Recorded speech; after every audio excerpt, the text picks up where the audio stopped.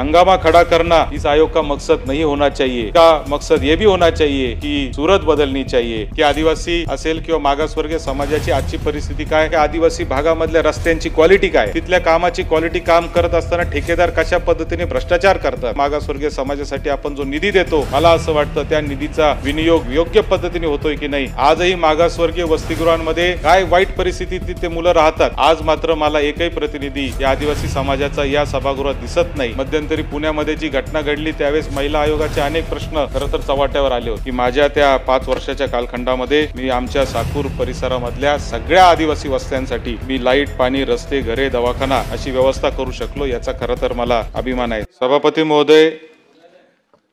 अनुसूचित जाती आणि अनुसूचित जमाती याचा आयोग जो 2005 साली तयार करण्यात आला होता त्याच्यात आता वेगळा आयोग करून जमातीचा वेगळा आणि अनुसूचित जातीचा वेगळा करण्याचं हे विधेयक या ठिकाणी आता सभागृहामध्ये आलेलं आहे। या विधेयकाचं खरं तर मी स्वागत करतो, कारण हे विधेयक येणं अत्यंत गरजेचं होतं। कारण ह्याच्यामध्ये जे प्रश्न आहेत, अनुसूचित जमातीचे प्रश्न आणि अनुसूचित जातीचे प्रश्न हे स्वतंत्र असल्यामुळे हे विधेयक येणं मला असं वाटतं की स्वतंत्र आयोग होणं अत्यंत गरजेचं होतं। सभापती महोदय, मध्यंतरीच्या काळामध्ये आम्हाला ऑस्ट्रेलिया इथे एका अभ्यास दौऱ्याला जाण्याची संधी मला मिळाली होती आणि ऑस्ट्रेलिया इंडिया यूथ डायलॉग नावाच्या भारत सरकारच्या कार्यक्रमाच्या माध्यमातून ऑस्ट्रेलिया सरकारच्या आणि भारत सरकारच्या त्या कार्यक्रमात मला जाण्याची संधी मिळाली आणि मला तिथे गेल्यानंतर आश्चर्य वाटलं की तिथला जो आदिवासी समाज आहे हा 1901 सालापासून मंत्री महोदय 1967 सालापर्यंत हा मागणी करत होता की आदिवासीची जनगणना झाली पाहिजे। ही मागणी तब्बल 65-66 वर्ष त्या ठिकाणी तो आदिवासी समाज करत होता आणि अखेर 1967 साली त्या ऑस्ट्रेलियाच्या सरकारने ते मान्य केलं आणि आदिवासी समाजाची जनगणना तिथे चालू झाली आणि त्याच्यातून एक पुढचा प्रकार त्या ठिकाणी आला आणि ही शंका माझ्या मनामध्ये तिथे आली आणि म्हणून मी तो प्रश्न त्यांना तिथल्या लोकांना विचारला आणि त्यांनी त्याचं उत्तर खऱ्या अर्थाने दिलं। तिथल्या शासकीय कार्यक्रम असो, खाजगी संस्था असो, कंपन्या असो किंवा कुठल्याही प्रकारचं तिथं भाषण जर मंत्री महोदय चालू करायचं असेल तर भाषण चालू करण्याच्या आधी एक कायदाच आहे की मी माझ्या या भूमीच्या सगळ्या आदिवासी लोकांना नमन करतो,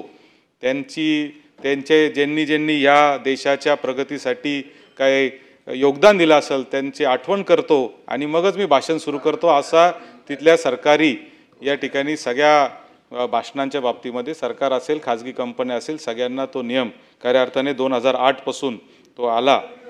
खरं तर हे सांगण्याचं कारण असं आहे की हा जो आयोग आपण या ठिकाणी घेऊन आलेलो आहे तो आदिवासी समाजासाठी अनुसूचित जमातीचा आयोग असो किंवा अनुसूचित जातीचा आयोग असो, हे दोन्ही आयोग आणण्याच्या मागे आपला खरा उद्देश जो आहे तो त्या समाजाला न्याय देण्याचा आहे। त्या समाजाच्या विरुद्ध असलेले जे अत्याचार आहेत त्या अत्याचारांना कुठेतरी कायदेशीर संरक्षण देण्यासाठी खरं तर क्वाशी ज्युडिशियल अधिकार असलेला हा आयोग करण्याचा प्रयत्न आपण सातत्याने करतोय। सभापती महोदय, आदिवासी समाज हा या देशातला मूळ निवासी समाज आहे। त्यांचा या इथल्या असलेल्या जल जंगल जमीनवर खऱ्या अर्थाने अधिकार जर कोणाचा असेल तर तो आदिवासी समाजाचा आहे। आमच्या उत्तर महाराष्ट्रामध्ये नंदुरबार जिल्हा असेल, धुळे जिल्हा असेल, त्याचबरोबर जळगाव जिल्ह्यामधला चोपडा सारखा तालुका असेल, या सगळ्या तापी खोऱ्यामध्ये, त्याचबरोबर नाशिकमधला इगतपुरी असेल, त्र्यंबक असेल, पेठ सुरगाणासारखे तालुके असतील आणि आमच्या नगर जिल्ह्यामधला अकोले तालुका असेल, या सगळ्या तालुक्यांमध्ये आदिवासी समाज हा मोठ्या प्रमाणावर राहतो आणि त्यांच्यावर कुठल्या पद्धतीचे अत्याचार चाललेले आहेत हे देखील आम्ही सातत्याने पाहतो। इथे अनेक चर्चा झाली, अनेक लोकांनी सांगितलं स्वातंत्र्य मिळाल्यानंतर 78 वर्षांना देखील आदिवासी समाजाची किंवा मागासवर्गीय समाजाची जी आजही परिस्थिती आहे ती परिस्थिती बदलली पाहिजे। त्यासाठीचा खऱ्या अर्थाने मला असं वाटतं की हा आयोग या निमित्ताने नेमला जातोय। खरं तर अशा पद्धतीचा स्वतंत्र आयोग हा छत्तीसगड असेल, गुजरात असेल, तेलंगणा, मध्य प्रदेश या राज्यांनी केलेला आहे आणि मला असं वाटतं की त्याची महाराष्ट्रामध्ये देखील सुरुवात होणं अत्यंत गरजेचं होतं आणि म्हणून सरकारने ते पाऊल उचललं, त्याबद्दल मी सरकारचं अभिनंदन करतो। खरं तर 2005 साली सुरू झालेल्या या आयोगात 2011 साली आपण पाहिलं की जनगणनेमध्ये 12% मागासवर्गीय आणि जवळजवळ 9.5% हे आदिवासी समाज हा आपल्या जनगणनेमध्ये आलेला आहे आणि या आदिवासी समाजाला न्याय देण्यासाठीचा आयोग आहे. 18 पगड जाती असतील, 12 बलुतेदार असतील, महार, मांग, चांबार, ढोर, मेहतर, वडार, भांगार, कोळी, महादेव असे वेगवेगळ्या अनुसूचित जाती आहेत. तर त्याचबरोबर भिल्ल, गौंड, कोलाम, कोकणा, कातकरी, वेगवेगळ्या प्रकारचे जे कोळी असतील, हे सगळ्याचे अनुसूचित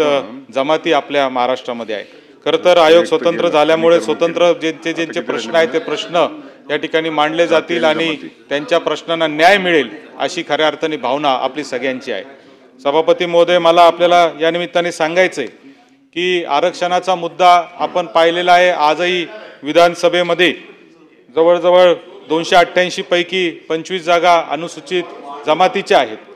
परंतु या जर सभागृहात विधान परिषदेमध्ये पाहिलं तर मागच्या काळामध्ये आमच्या पाडवींच्या निमित्ताने एक आदिवासी समाजाचं प्रतिनिधित्व होतं. आज मात्र मला एकही प्रतिनिधी या आदिवासी समाजाचा या सभागृहात दिसत नाही आणि तरी देखील मला निश्चितपणे त्याच्यामुळे आमची जबाबदारी जास्त आहे मंत्री महोदय की जर या समाजाचा प्रतिनिधी जर या सभागृहात नसेल तर त्या समाजाचं प्रतिनिधित्व करणं आणि त्यांची भूमिका मांडण्याचं काम खऱ्या अर्थाने या सभागृहात आम्ही या निमित्ताने करतोय. मला सभापती महोदय हे सांगायचे की महाराष्ट्रात अनेक आयोग आहेत ज्याचा उल्लेख विरोधी पक्ष नेत्यांनी देखील आपल्या भाषणात केला, परंतु त्या आयोगांचं कामकाज किती दर्जेदार आहे याचा देखील मला असं वाटतं की अभ्यास या निमित्ताने होणं गरजेचं आहे. महिला आयोग आपल्याकडे आहे. महिला आयोगाची काय परिस्थिती आपल्या सगळ्यांना माहिती आहे. मध्यंतरी पुण्यामध्ये जी घटना घडली त्यावेळेस महिला आयोगाचे अनेक प्रश्न खरं तर चव्हाट्यावर आले होते. परंतु मला असं वाटतं की महिला आयोग असेल किंवा अल्पसंख्याक आयोग असेल किंवा अन्य जे आयोग असतील या सगळ्या आयोगांच्या देखील खऱ्या अर्थाने किती परिणाम त्या समाजावर किंवा त्या घटकांसाठी ज्यांच्यासाठी आपण आयोग केलेले आहे त्यांच्यासाठी होतो हे देखील मला असं वाटतं की गरजेचं आहे. म्हणून मंत्री महोदय, या आयोगाचे सदस्य नेमत असताना दोन्ही आयोगाचे अनुसूचित जमातीचे आणि अनुसूचित जातीचे नेमत असताना ते किती अधिकारी असावेत किंवा राजकीय लोक असावेत किंवा कोण असावे ह्याच्याबद्दल मी जास्त बोलणार नाही, परंतु ते करत असताना त्यांची त्या समाजाप्रती किती भावना आहे ही भावना मात्र निश्चितपणे आपण खरं तर पाहिली पाहिजे. सभापती महोदय, 2007 साली ज्यावेळेस मी पहिल्यांदा जिल्हा परिषद सदस्य म्हणून निवडून आलो, मी निवडून आल्यानंतर पहिल्या माझ्या 5 वर्षात माझ्या जिल्हा परिषद गटात आदिवासी समाज नव्हता. परंतु 2012ला ज्यावेळेस मी साकूर या आमच्या संगमनेर तालुक्यातल्या जिल्हा परिषद गटात निवडून आलो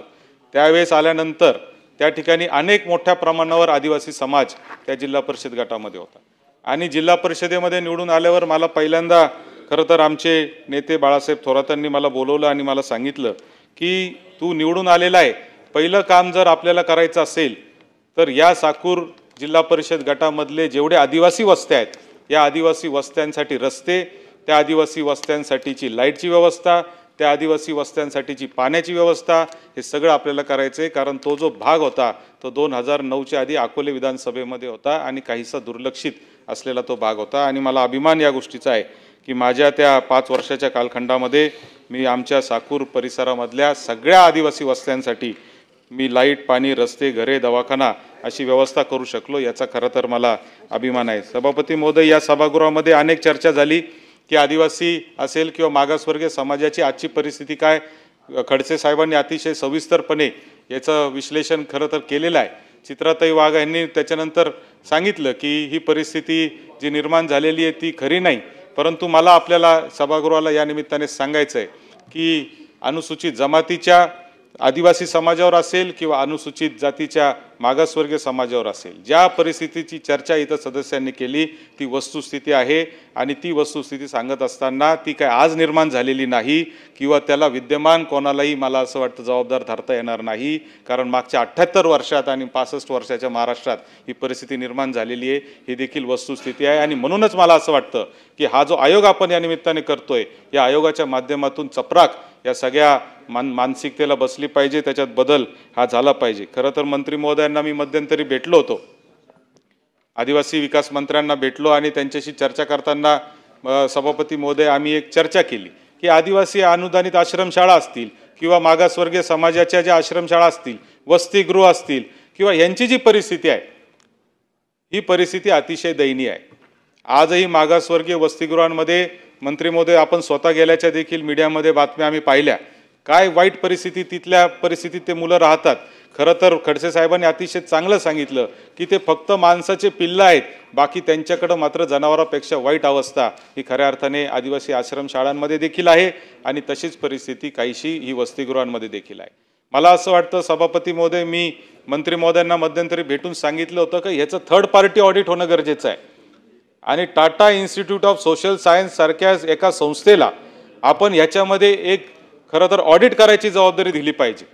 की जे लोक खऱ्या अर्थाने ऑडिट करतील आणि बघतील की आपण एवढा निधी पाठवतोय, 9% आदिवासी समाजासाठी, 12% आपण मागासवर्गीय समाजासाठी निधी पाठवून देखील जर 65 वर्षात जर त्याची परिस्थिती सुधरत नसेल तर मला असं वाटतं की याचं कुठंतरी आत्मपरीक्षण करण्याची वेळ ही सरकारवर आलेली आहे आणि ते करण्यासाठी कुठल्या तरी तिसऱ्या एखाद्या पार्टीला, टाटाच्या 30 सारख्या एखाद्या तिसऱ्या थर्ड पार्टीला आपण याचं ऑडिट करण्याची जबाबदारी दिली पाहिजे। आणि सभापती महोदय, मला आपल्याला या निमित्ताने हे सांगायचंय की या आयोगामध्ये इथं अनेक लोकांनी चर्चा केली। मध्यंतरी आता चर्चा करत असताना काही सदस्यांनी सांगितलं की आदिवासी भागामधल्या रस्त्यांची क्वालिटी काय,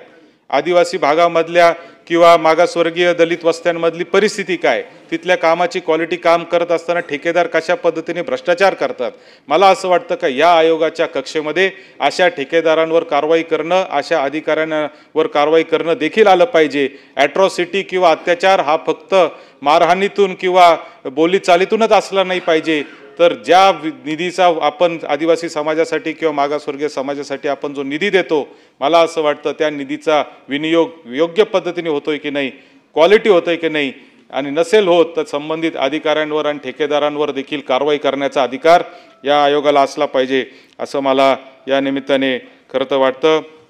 सभापती महोदय, खरं तर जल, जंगल आणि जमीन याच्यावर अधिकार असलेला हा आदिवासी समाज हा आपला अभिमान आहे, आपला स्वाभिमान आहे आणि मागासवर्गीय समाज जो आहे, जो खऱ्या अर्थाने किती मोठे उद्योगपती असो, या देशामध्ये अंबानी असो, अदानी असो, मोठे मोठे फॅक्टरी असो, पण 18 पगड जाती आणि 12 बलुतेदार जो काम करतो, मला असं वाटतं की तेच कामावर खऱ्या अर्थाने आपल्या देशाची अर्थव्यवस्था आणि देश आपला उभा आहे। आणि म्हणून या समाजाला न्याय देण्यासाठी मला असं वाटतं की अत्यंत सकारात्मक विचार, फक्त अत्याचारांवरच्या सुनावण्या घेणं आणि त्याच्यावर कारवाई करणं इतक्या पुरता हा आयोग असता कामा नये, तर समाजासाठी सकारात्मक काम करण्यासाठी देखील या आयोगाने काम करणं मला असं वाटतं की अत्यंत गरजेचं आहे। कारण जे आयोग या ठिकाणी आपण बघतो तिथं तक्रारीच फक्त जातात, सुनावण्याच होतात, आणि म्हणून मला असं वाटतं का सिर्फ हंगामा खड़ा करना इस आयोग का मकसद नहीं होना चाहिए, इसका मकसद ये भी होना चाहिए की सूरत बदलनी चाहिए। अशा पद्धतीने या आयोगाने काम करावं अशी मी अपेक्षा या निमित्ताने व्यक्त करतो। या विधेयकांचं स्वागत करतो, या विधेयकाला पाठिंबा देतो आणि थांबतो।